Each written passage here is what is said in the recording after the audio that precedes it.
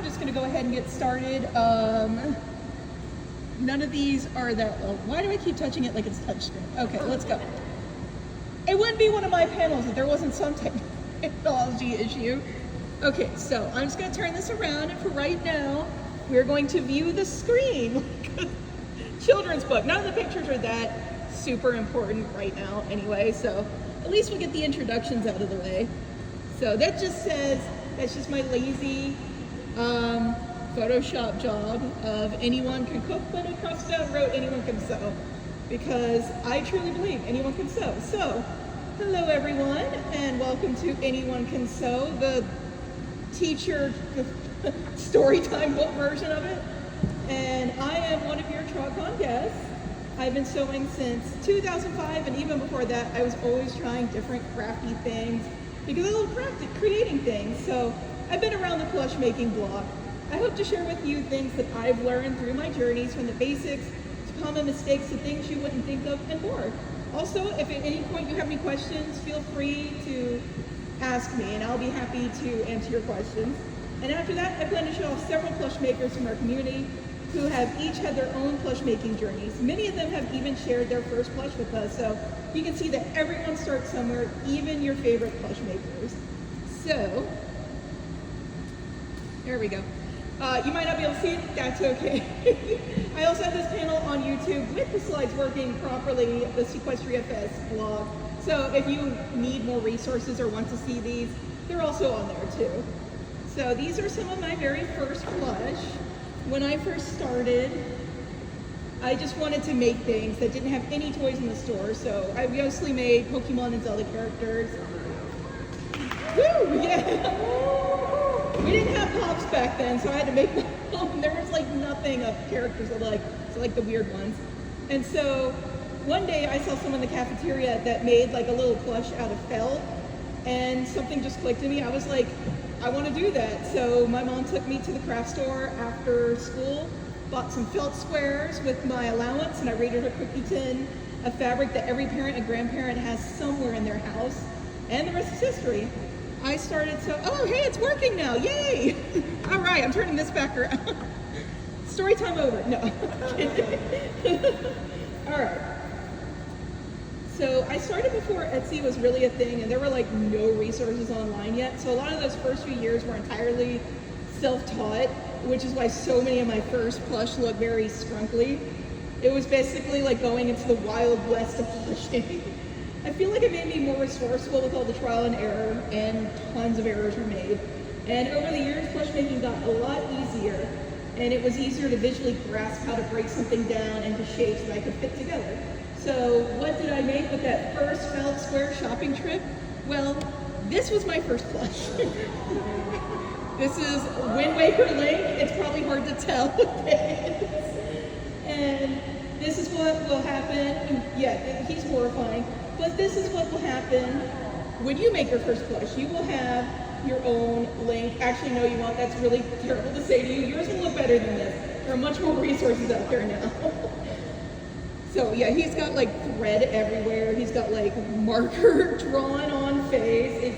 It's pretty bad. But I always recommend you keep whatever first plush or first craft or whatever it is that you're wanting to do, keep the first one, so that way when you're like needing inspiration, you can go back and look at that first plush that you made and see like what you're making now. And it's really inspiring just to see how far you've come. And yeah, let's just get Link off the screen. So clearly I make way better things now than Link. It was definitely a learning experience, getting tripped up and everything, but we're here now, so. The hardest thing about sewing, or any project really, is getting started. It's fun to kind of imagine what you can do and go shopping for all the supplies, look through all the different fabrics at the store, see all the different colors of thread. It's here where you're in the store or on Amazon surrounded by too many options, or at home with purchases that you just don't know what to do with yet, that you get hit with that first discouraging obstacle. If you don't know where to start and you just see the whole of everything that needs to be done, you might decide it's easier to just stop right there. And I agree, it's hard to know what fabric to get. Why are there so many different brands of thread? Do I stitch by hand or machine? How do I use a machine? But don't worry, we're going to go over some of that today to help you break through those doubts and hopefully encourage you to take your first stitch, and your next, and your next. And before you know it, you'll have your first plush, which will look way better than my first plush. So we will start with, I wish this was bigger. Why is that? Whatever. So we will start with what you want to make. So, and that will also to help you determine like what colors you want, what colors of thread you want. And so for most of us, I assume that we will be making ponies. For me, it was Link and the others. It might even be Pokemon or something else. There are a lot of different pattern resources out there, and a quick Google search or Etsy scouring will help you find many different patterns for all sorts of subjects. So one of the best subjects I find for beginner patterns or just different patterns and different things is Choli Knight or Sewdesune. If you Google them, you will find them. They will find their Etsy shop where they sell patterns. They also have a ton of free patterns on their website. These are some of their free patterns on their website. And they have them for all different levels. You can kind of see the squares down there tell you what level of plush there is. And these do have embroidered eyes, but they also have ways to make eyes if you don't have an embroidery machine, which I really appreciate that they give you those options. And one thing that is really good about these free patterns is that most of them are based on like IP characters you'll recognize, like Squirtle and Momo and different characters like that. And since you already know what those characters look like, you can kind of easily tell where pieces go together. It kind of helps you have a grasp on like already what you're making. When I first started, there were like no patterns online, definitely nothing like this. So I'm really glad there are so many resources nowadays to help cut out a lot of the struggle. So please use these resources because we made these resources since we didn't have them, and absolutely use them. You'll start leagues ahead of where we all started. And there are also, of course, many different plush patterns on Etsy for purchase, especially for pony. There are so many pony.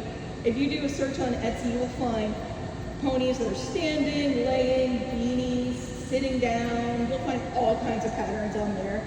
And it can be hard to figure out how the 2D shapes work together to form 3D shapes. So this will help you with some of that visualization. You can kind of work with the simpler patterns and work your way up as you get more used to how shapes fit together and what they can make. For example, one of the most basic 3D shapes I first learned was these 4 petal shapes, when sewn together, make a ball. And one of the things you can do is add more petals to make a bigger ball, less petals to make a thinner, skinnier oval ball. All kinds of experimentation. It's all about experimenting. And as you experiment with those shapes, you'll learn so many different things, especially, and it will help you get more comfortable with the patterning. So these are some of my first experimentations with more advanced shapes that I made. These are all from 2007, so these are very old. And yes, they're all made from felt. I remember being so proud of the Cubone and the Typhlosion here because I stepped outside of my comfort zone to experiment with these guys. Nowadays, they are probably not as good, but back then that was exciting for me to figure it out. Now that you have an idea of what you want to make and get started making, it's time to start shopping and getting things to make them. So when I first started, I used felt squares. They were 25 cents, which was affordable for someone who was still getting an allowance and in grade school. Despite what I did, I do not recommend felt as your first sewing material. No shame if it is, of course, but I found that one of the best materials to work with for beginners is fleece. It's easy to find at Joann, Walmart, whatever local craft store you have left near you, online. There generally will have some sort of fleece available for you. The fleece at these stores, too, is generally of decent enough quality. You won't run into the material tearing, which happens with felt. If you pull too hard on it, it can rip and tear. The stores that carry it will also usually have a large enough variety of colors that you can find generally what you need for what you're making, or at least close substitutions. It's also pretty affordable and much cheaper than Minky, so if you make mistakes, you won't feel like you've wasted a lot of money, which is really nice. And that way you feel more free to experiment, like you don't have to conserve your fabric.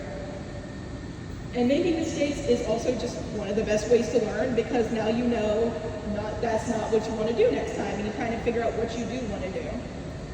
I've seen far too many people give the advice that you need XYZ expensive material to start, and that's just not true. Those are all things that you can work up to. Heck, I still have plenty of supplies to work up to myself, and especially if you don't know if this is something you're going to stick with, you don't want to go too extensive and feel like you've wasted your money. By all means, if you want to start with Minky, you can absolutely go for it, but there's no shame in practicing with more affordable materials and what you have laying around. As for thread, if you are devoid of a cookie tin of sewing supplies, I recommend getting some white and some black to start. Those two colors will take you very far, especially when you're first getting started. They'll take care of most projects you want white for lighter colors, black for darker colors. The basic Coats and Clark at Walmart or Joann is a great beginner thread to use for stitching because it's cheaper, easier to find, and it's pretty sturdy. Eventually, you'll work your way up to needing one of those thread racks with all the different colors. But for now, the white and the black will get you through. As for needles, I use the Schmetz brand for my sewing machines, but the ones I stitch with, I just get whatever's at the store, really. As long as it's sharp and can poke through the fabric, that's really all you need. And there's all types of different sizes of needles. I like using bigger, thicker needles, but they also have tiny needles, all types of needles. It's just what works best for you. You'll find that as you experiment. And these tomatoes here are a great way to store your needles and your pins so they stay in place and don't end up in the bottom of your foot, which has happened far too many times to me. The chili attached to the tomato is also filled with sand and metal shavings, different things depending on what you buy. And you can use that to help sharpen your needles and pins by just running it through a few times, which is really nice as they start getting dull.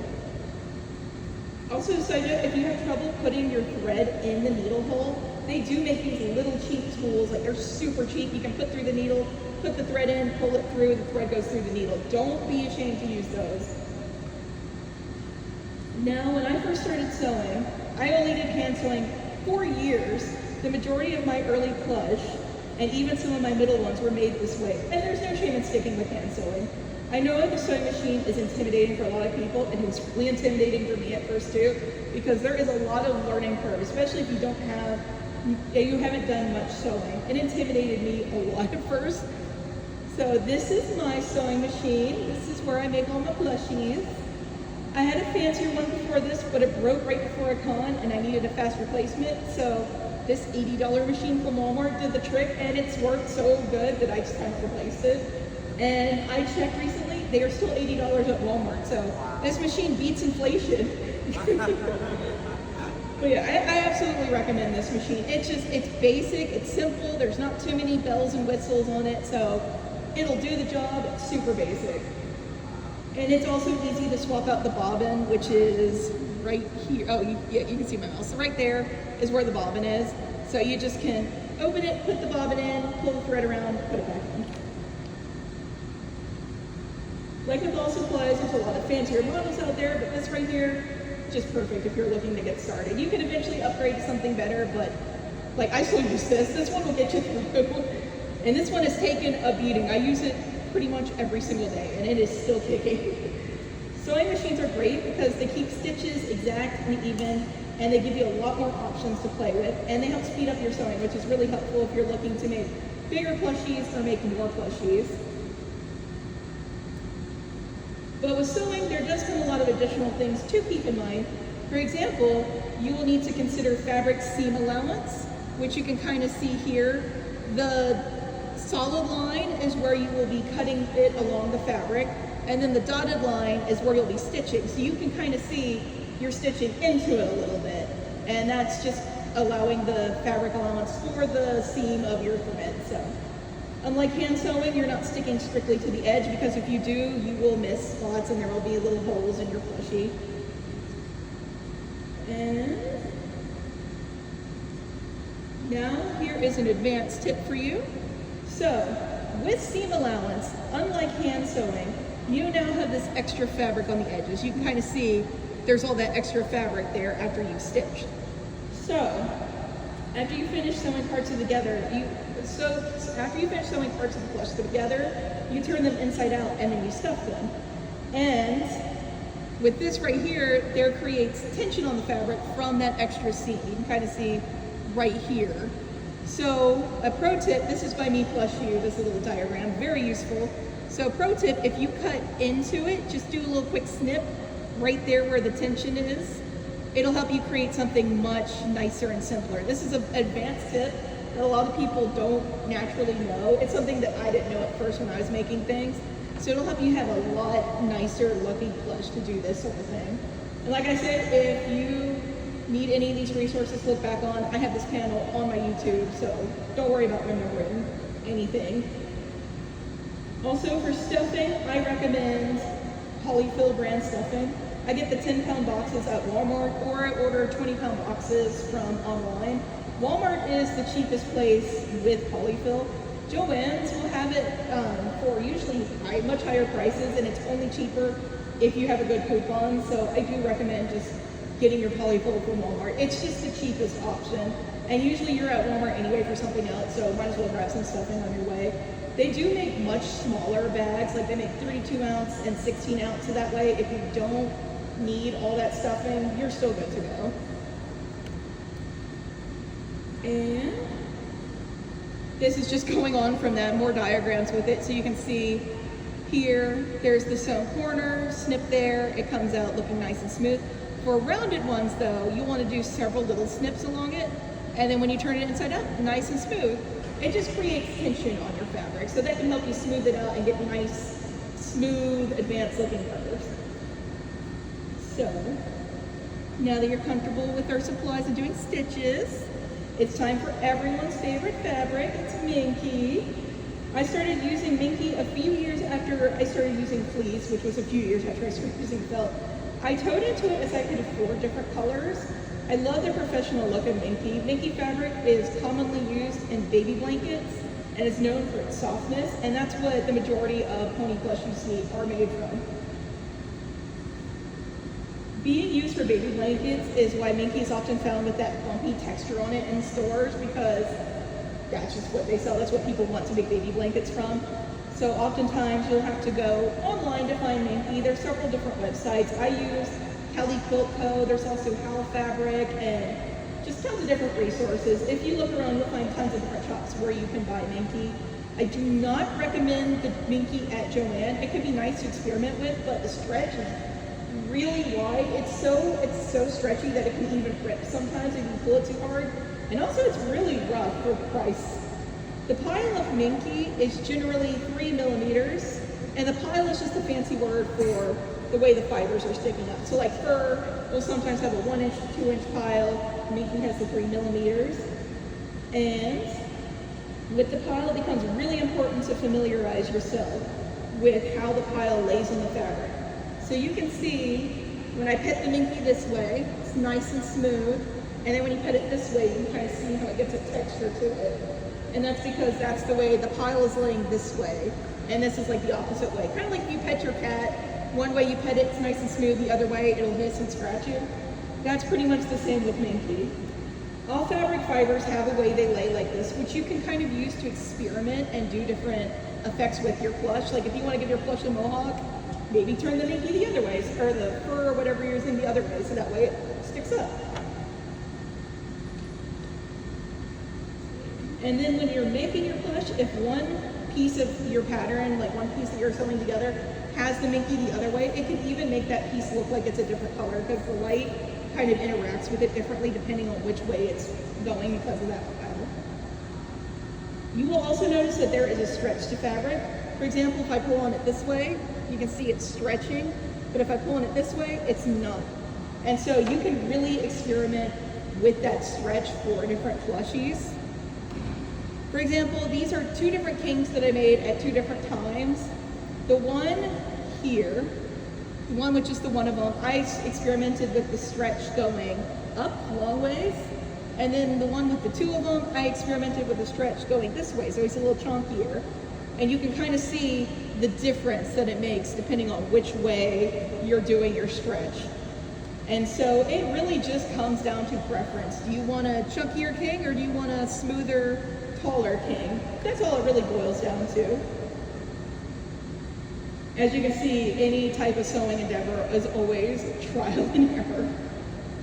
Now, plush making and any art really is not always a visible linear progression. While every piece you do teaches you something and helps you get better, not everything is going to look equally pretty along the way, especially as you try new shapes and subjects. you're not always going to continuously get better and make something better and better and better than the thing before it. Especially if you try new things, you'll go up and down, up and down. So for every, these are still some early plush I made, Dragonite Pokey Doll, you might have really, these are tiny because they're old pictures, a really awful looking little pup here. He's just so bad. And then for every weird looking Trico with a weird head, you will have a cloud jumper here. This also happened to me, of course.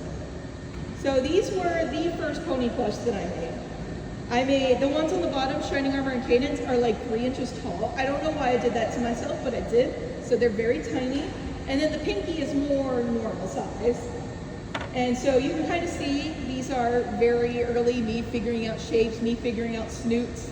They're not the best, but you know, you can kind of see that I'm trying to get the shapes together. Well, my next pony after these was really bad, but I can explain. There was a cute boy and I wanted to make him a plush of his favorite pony. So here is Rarity. This is Potato Rarity. She is really, really bad. Age has not been kind to her. Her hair is just whatever. So floppy. Yeah, it's really bad. Sometimes you'll make like that pinky here and then you'll get a Rarity and that's okay. That just happens. It's all part of the process of learning. Also, don't pull all-nighters to finish plushies. You'll get horrible, misshapen little creatures like this. And also, I don't have this thing by choice. My husband will not let me throw this away, even though I want to so bad. So it's going back in the bag now. That is Potato Rarity, and she is gone now. So, if you have a sewing machine, one of the things you can do with it is called applique. Applique is a fancy word for smoothly stitching one piece of fabric on top of another. So your sewing machine will have a setting and it just goes all the way along there. You can see I've done this with the blue on top of the purple right here. And it just gives it a nice, smooth, finished look for the 2 pieces of fabric being on each other. The majority of sewing machines have a setting. On mine, it is this right here. And on yours, it might be something different, but it really helps you do that. And I used to use that to do my eyes in the beginning before I had an embroidering machine. I stuck with the black mostly because it was affordable, and it also gave it kind of a cartoonish look that I liked. And so you can just stick with doing that if you don't want to get an embroidery machine because they are expensive. You can just do applique for your eyes, but yeah, you can kind of see different things you can do with it there. And of course, now I use an embroidery machine for my eyes. And so we'll do a little bit of advanced tips on the embroidery machine, not too many just because these are really expensive. This one was like $800 on sale for Black Friday, but they often go above $1,000, especially for the really good ones. So my first one was a Walmart machine that worked in the 4x4 area, and it was $300. I don't recommend those. Those things will break after not too long. Like, I had 2 different ones. I don't think either of them lasted a year. They are very cheap, very inexpensive. They'll do the job, but not for very long. And they're not worth it to fix them because the fix is so expensive. It's just not worth it. So currently, my machine is a Brother PE800, which just stands for personal embroidery, and it's covered in various stickers. And so basically, embroidery is used to put an image that you have onto the fabric. So like a patch, basically. You can use this for eyes, markings, cutie marks, different things like that. And to get this image onto the fabric, you have to run it through a special embroidery program that converts a picture into something the embroidery machine can read. It's a big learning curve to figure out what the machine can handle and how these programs work, what stabilizers you need, how to streamline images so that way they'll look good on the embroidery machine. And what's that strange sound my embroidery machine is making because I looked away for no reason. It happens all the time. You have to keep your eyes on this thing like a hawk. It's also, like I said, not cheap. The Brother P800 right now, because it's no longer the newest model, so they're not making them, are like $1,200. They're very expensive. So definitely shop around, wait for those Black Friday, Cyber Monday deals. Usually around Mother's Day, embroidery machines will also go on sale, so wait for those sales if you're wanting to get one, just because they can be a big purchase, a big pricey purchase. When I first started sewing, I used a program called SewArt, which was $75 flat rate for life. It looked like it was out of the 90s, the interface, but it worked great as a way to learn. Now I use Hatch, which was $1,200. Of course, you do payments of $100 a month for 12 months to make it easier on the wallet, but it's still very pricey. And this right here is what the Hatch interface looks like.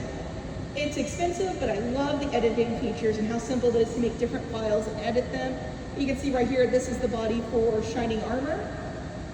Luckily, you can also find many different embroidery files online to purchase, like on Etsy. A lot of different shops like Soaky Bacon and Bakufoon and Lilsydesigns. Well, however, you can buy the pony's eyes and cutie marks, so you don't have to make that yourself. It's a great way to jump into it, and a lot of people still will buy those embroideries to use on their plush because it just saves time. It's already there. And so what some people will do, which is what this is right here, is make what are called in-the-hoop plush. And an in-the-hoop plush is when you embroider like the face or tummy markings or something, like the eyes on this pigment, onto the fabric, and then you put another piece of fabric down, and then it embroiders the outline of the plush. So the head, the arms, the legs, and the body. That's all done on the machine, and then you turn it inside out, you have the plush ready to go. I know I probably explained that poorly, but you can kind of catch the drift. That's how I make a lot of my beanies. A lot of them do have hand sewing and hand patterning elements, but the in-the-hoop process really helps cut down on a lot of that and streamline them and helps make the stitches even more even. There's a ton of different files too on Etsy for in-the-hoop plush you can buy, and there's great ways to make something. There are great ways to make something that's smaller with a little less wrist strain, because there's a lot of strain on your wrist with sewing. Take breaks. Getting an embroidery machine is what gave me the confidence to do conventions. I'd always wanted to try them, but I kept finding excuses why I shouldn't or why I couldn't. But getting an embroidery machine made a lot of those excuses no longer work. I've been doing cons for nearly 10 years now, and it's been an amazing journey. From my first table here to this was last year's Trotcon, or Ciderfest table. It's been quite a journey. My first brony convention was the last BronyCon, so it was a sad time to start that journey. But before that, I did mostly anime and gaming conventions, and the furry-con here or there. And nowadays, I still do anime yearly, but I mostly do the pony conventions because I love pony cons. So, one thing I like to do is occasionally make the same thing every few years and see how I've improved since the first thing that was made. It's a common art challenge on Twitter or DeviantArt that you'll see where people will make it again or draw it again, and you can get to see how they've improved or how their style has changed. So for my first two pony cons, I made a more chibi style. You can kind of see that first ocellus there. Because I was so used to anime cons, I just made them chibi. But when I was at HarmonyCon 2020, it was much smaller back then, so you got to have more intimate discussions with different people. And I learned that a lot of people really wanted to see me make more show accurate plush versus the more anime chibi plush. So this ocellus here was the first show accurate plush I made, and then you can see I've made it again, this time using the stretch in a more beneficial way, and then I made a lining version. So you can kind of see through this different changes I made, different experimentations. It's really interesting to see how your style changes over the years. And this again, every 2 years apparently I've been making the Sphinx with over here, and each year I tried something different. So for the second time I made it, I chose to do the nice big toothy grin, which whenever 2025 rolls around, I make my Sphinx that year, I'm going to do the toothy grin again. And then in 2023, I completely revamped the pattern, and it came out really good. So it is always good to kind of see how you're improving. If you're ever feeling down on yourself, sometimes just make something you made before. It'll really help you feel just confident in seeing how you've grown. So I know this was just a brief blush making overview, but I really hope you've learned some things and have an idea of where to start. Don't worry about having trouble remembering these tips. Like I said, panel will be on the YouTube, unless my camera messed up, which it sometimes does, but there will be other panels on the YouTube channel, so you can check that out. So I will close out this section with a comic that I really like, and I really like turning to and giving to people if they're ever discouraged. So this is the one guy saying, my art sucks. How did you get good? By drawing a lot. But I tried that and it didn't work. And you see his little pile. And then the guy goes, oh, well, keep trying. And you see his huge mountain of a pile. So recently I've been getting emails from Photo Bucket, because I forgot I had a Photo Bucket, saying, we're going to delete your account if you don't pay us money. So I went there to see what I had. I found like hundreds of plush I forgot I even made. Each plush you make, whether it's a good one or one that you're making mistakes on, it's all helping you get better and get to where you are. Just keep trying. Every artist that you see that you like their plushies, they have a mountain like that. So everyone is just sitting on top of one of these big mountains of plushies behind them. So before I move on to the creator feature, I'm going to feature a few different plush makers in our community. Does anyone have any questions? Yes. You might come up here. I cannot hear you. My ears suck. What's the channel of Sewdesune? Oh, it's Hibiscus Stitch. If you look up Hibiscus Stitch on YouTube, or if you come by my vendor table, I'll give you a business card. And it has a link to it. But yeah, just look at Hibiscus Stitch. You'll find my YouTube. I have plush making of reels. I have this panel. I have all sorts of different things on there. Yeah, any other questions? All right, let's move on to the plush features. And since we're running a little close on time, I will be doing a lightning round on this. But let's show off some plushies. So first up is Me Plush You. Everyone knows Me Plush You. They are one of the best makers in the fandom, and they're such an inspiration. I love when she does her little turnaround videos of her plushies. They're so good.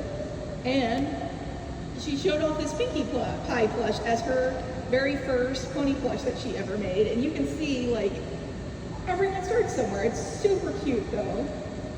And so next we have Jack Larson, who is really well known for their hair mane style plushies, which Hasbro wishes theirs look this good. They're so good. And here is Basil Leafeon on Twitter, or Jelly Pony as they're known. They were suggested to me by many happy customers, and I really like how their eyes look. They use hand embroidery for their eyes, so they actually put it on like a hoop and go in and out with the thread, and like the effect is amazing. They make some amazing plushies, and this was their first plush, and I just adore this thing. Like, it's so cute. There's so much passion. It's so unique. This was their first plush that they made. Next up, we have Peruser of Pieces, who is in the vendor hall. And these are some of their amazing plush. I really like the cheese sandwich and Pinkie Pie poses right there. Super cute. And then this was their first plush, this Pinkie right here. A lot of people like making Pinkie as their first one. She's just so happy and fun. Next up, we have Rubio Wolf. They're a very long time plush maker in the fandom and are just the nicest person you could ever hope to meet. So here's a selection of some of their works. And then this was their first plush, which major props for using the Rosie Minky, or the Rose Minky on their first plush, because that stuff is a pain to work with, and yeah, using that on your first plush, that's admirable. And next we have Fleece Friendship. And Fleece Friendship is a good one to show that you can just stick with fleece if you want. Fleece Friendship just is stuck with fleece, and their plushies look so adorable and so amazing. And this was Fleece Friendship's first plush. And like, major props for doing cadence for your first plush, because the cadence is pretty complex for one of your first ones. This is just amazing. And then next we have Chibi Pets. Chibi Pets is another one of the stars in the fandom. They make the most adorable plushies. They also have a Patreon where they share patterns. A lot of the patterns they share are more advanced, but they come with video tutorials to help you learn how to make them. And then we have Lumi the Kieran. I love how they do their eyes. They add glitter to the eyes, and it's such a good effect. Hold on 1 second. All right.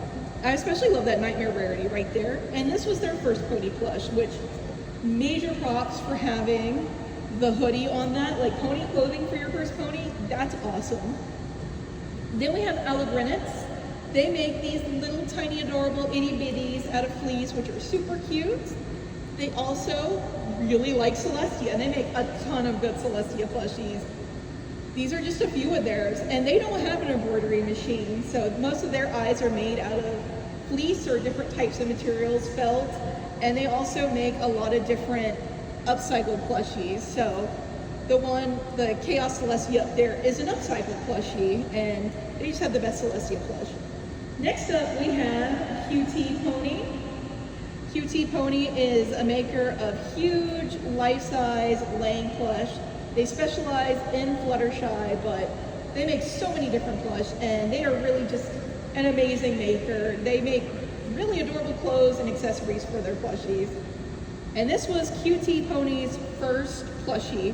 This is Twilight Sparkle, and he did a lot of trial and error of making different pieces before he made this first Twilight, and it just came out so awesome. And then last but not least, we have Blackwater Plush. Their plush have a very distinct face shape, so you can tell one of them from a mile away. They also do awesome logo on the hooves of their name, which is really cool. And they're just a love maker. They make big life-size laying plush as well, and so many people love them. They're very cuddly. So sorry for this lightning round blow through all of our creators in the fandom. If you have any creators you'd like to see me feature in future panels, please let me know. Shoot me an email, tell me in the vendor hall. I would love to feature more plush makers in our community. But yeah, I hope you really enjoyed this panel, and sorry for some of the technical difficulties at the beginning, but yeah, I hope you guys enjoyed it. Thank you so much for joining me.